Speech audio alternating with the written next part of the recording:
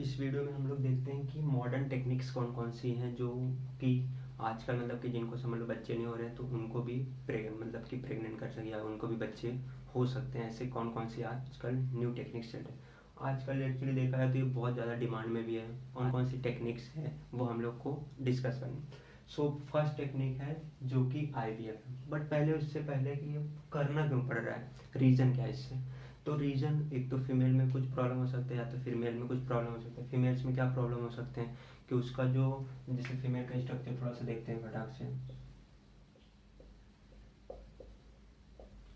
ठीक है, ये फीमेल है। अब या तो पहला प्रॉब्लम हो सकता है कि मासिक धर्म भी बराबर से नहीं आता है, ठीक है, मेंस्ट्रुअल साइकिल बराबर से ना हो। दूसरा, अब मेंस्ट्रुअल साइकिल तो हो गया, अंड बाहर निकल गया, लेकिन ये यहाँ पे फॉलोपियन ट्यूब जो अंडवाहक नलिका उसमें कुछ प्रॉब्लम है, ये भी प्रॉब्लम नहीं है। या फिर यहाँ पे अब जैसे भ्रूण, ये भ्रूण तो बन गया, अब यहाँ पे आरोपित होना चाहिए, ठीक है, वो नहीं हो रहा, मतलब गर्भाशय की क्षमता नहीं है इसको आरोपित करने की। तो ये 3-4 प्रॉब्लम है जो कि फीमेल्स को हो सकते हैं, तो इसलिए ये टेक्निक अपनाई जा सकती है। अब मेल्स में क्या प्रॉब्लम हो सकते हैं, अगर उसके स्पर्म में जो रहेगा, स्पर्म ही ना हो, शुक्राणु वीर्य जो सीमेन रहेगा उसमें से, उसमें अगर शुक्राणु ही ना, अजोस्पर्मिया हो, ठीक है, या फिर उनकी मोटिलिटी कम हो, तो अब इन सब की वजह से क्या होगा कि बराबर से फलन नहीं हो पाएगा। फलन ना होने के कारण क्या होगा, संतान नहीं हो सकती। इसलिए न्यू टेक्निक्स क्या क्या आई हैं, तो 3 न्यू टेक्निक्स हैं। पहला एक IVF जो सबसे ज़्यादा डिमांड में है, ये IVF। दूसरा होता है स्थापन मातृत्व और तीसरा है वीर्य बैंक। बट सबसे ज़्यादा यही किया जाता है IVF, ठीक है। तो अब IVF क्या होता है वो देखो, in vitro fertilization. In vitro fertilization, in vitro मतलब क्या, एक ट्यूब लेते हैं तो ट्यूब के अंदर इसको फर्टिलाइज करते हैं, टेस्ट ट्यूब बेबीज जिसे कहते हैं, इन विट्रो फर्टिलाइजेशन। अब यहाँ पे क्या होता है कि जो जैसे समझ लो एक हस्बैंड वाइफ है, ठीक है, हस्बैंड वाइफ है। अब हस्बैंड से क्या लिया जाएगा, स्पर्म लिया जाएगा, मतलब शुक्राणु लिया जाएगा, और वाइफ से क्या लिया जाएगा, एक, ठीक है, अंड कोशिका यहाँ से लेंगे और यहाँ से शुक्राणु लेंगे।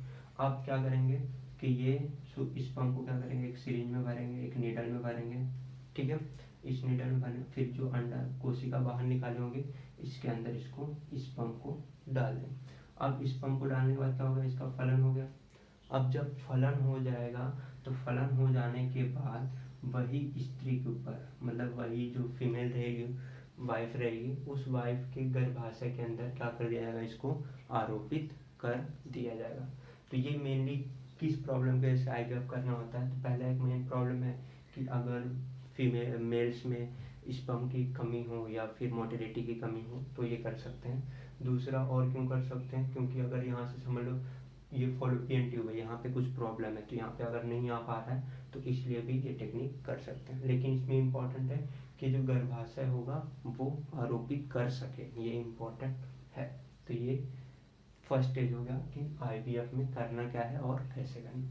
फिर नेक्स्ट है स्थापन मातृत्व, नाम से पता, सरोगेट मदर, मतलब कि यहाँ पे क्या होगा, सरोगेट मदर एक थर्ड पर्सन भी रहेगा, ठीक है, सरोगेट मदर।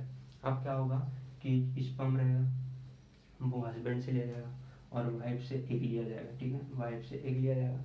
अब ये दोनों क्या किया जाएगा, IVF की टेक्निक से इनको एक दूसरे में फ्यूज किया जाएगा, ठीक है, स्पर्म और एग को दोनों को फ्यूज करके अब ये क्या करेंगे कि सरोगेट मदर, मतलब कि एक दूसरी महिला रहेगी, उस दूसरी महिला के अंदर उसके गर्भाशय में इसको आरोपित किया जाएगा, इसलिए इसे क्या बोला, सरोगेट मदर, स्थापन मातृत्व। अब ये क्यों करना है, क्योंकि जो महिला थी, जो वाइफ थी, ठीक है, वो जो वाइफ थी उसका गर्भाशय ना भ्रूण को लेने में सक्षम नहीं था, मतलब अगर रखते थे तो अबॉर्शन हो जाता था या फिर कुछ और प्रॉब्लम हो सकती थी।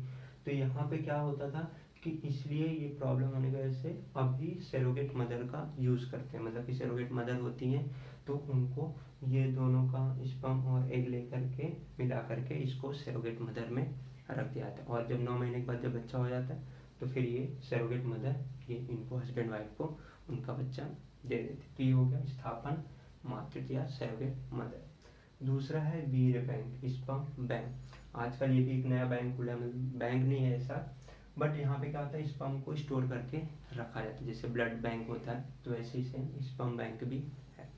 अब यहाँ पे क्या होता है कि कोई पर्सन रहेगा, वो पर्सन हेल्दी हो, स्ट्रेस फ्री हो, सब अच्छा हो, उसका स्पर्म काउंट भी ज़्यादा हो, मतलब वीर्य की संख्या भी, शुक्राणु की संख्या ज़्यादा हो, तो उन ऐसे पर्सन से क्या किया जाता है, स्पर्म को उनका रख लिया जाता है, उनका जो वीर्य रहता है उस वीर्य को क्या कर लिया जाएगा, वहाँ पे स्टोर करके रखा जाएगा। अब कोई हस्बैंड वाइफ आएंगे और बोलेंगे, अगर अब ये प्रॉब्लम किस में हो सकती है, हस्बैंड को ना स्पर्म ही नहीं आ रहा है, मतलब क्या, शुक्राणु ही नहीं आता करता, अगर स्पर्म, ये जो अगर वीर्य रहेगा, वीर्य में अगर एक भी शुक्राणु ही नहीं है तो फलन तो हो ही नहीं सकता, चाहे आईवीएफ कराओ चाहे कुछ भी कराओ।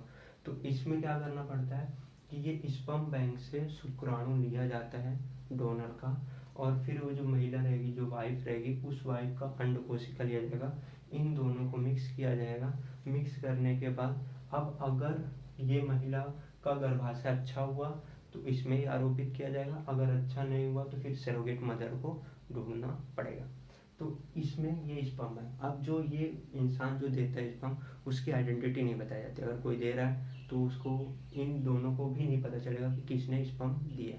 नहीं तो होगा क्या प्रॉब्लम, कि समझ लो कि अभी जब 9 महीने के बाद जब बच्चा होगा तो फिर अगर ये इसको पता होगा कि मेरा स्पर्म इन दोनों को दिया है, तो बोल सकते हैं मेरा बच्चा है, या फिर इन लोग कुछ प्रॉब्लम हो सकती है। तो इसलिए कानूनी आधार पर इसका आइडेंटिटी को डिस्क्लोज नहीं किया जाता। सो ये हो गए मॉडर्न टेक्निक्स की, जिससे आजकल मतलब कि ये किया जाता है।